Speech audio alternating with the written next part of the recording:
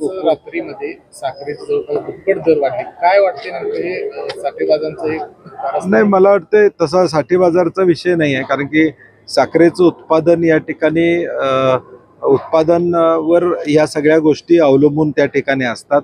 परंतु साखरेची MSP वाढली पाहिजे, ही साखर कारखानदारांची भूमिका शेतकऱ्यांच्या हितासाठी या ठिकाणी आहे. आणि मला वाटते केंद्र शासनानं मध्ये निर्णय घेतो म्हणून 15 दिवसात निर्णय घेतो म्हणून सांगितलं होतं, ते काय घेतलेला दिसत या ठिकाणी नाही आहे. आणि म्हणून त्याचा परिणाम आता बाजारामध्ये दिसतोय.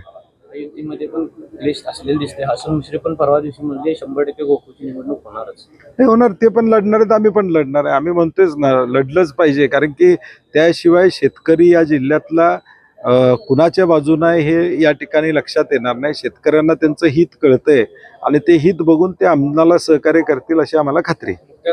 मुख्यमंत्र्यांनी आपल्या पुण्याच्या कार्यक्रमावरती टीका केली, फक्त काँग्रेसच्या कॉलेजमधले सगळे विद्यार्थी तिथं. नाही, मला वाटते काल आम्ही त्याच्यावर बोललेलो आहे. हा QR कोड आम्ही स्कॅन केलेला आहे. आता कोल्हापुरातनं जवळजवळ 500 मुली चाललेल्या आहेत, रजिस्ट्रेशन केलेलं आहे. राज्यातून नंदुरबारमधून 50 मुली येणार आहेत, गडचिरोलीतनं काही मुली येणार आहेत. आता मला काल गुजरातवरून काही मुली त्या ठिकाणी येणार आहेत. राहुल गांधींनी एक आशेचं किरण या युवक आणि युवतींच्या मध्ये या ठिकाणी दिसतंय.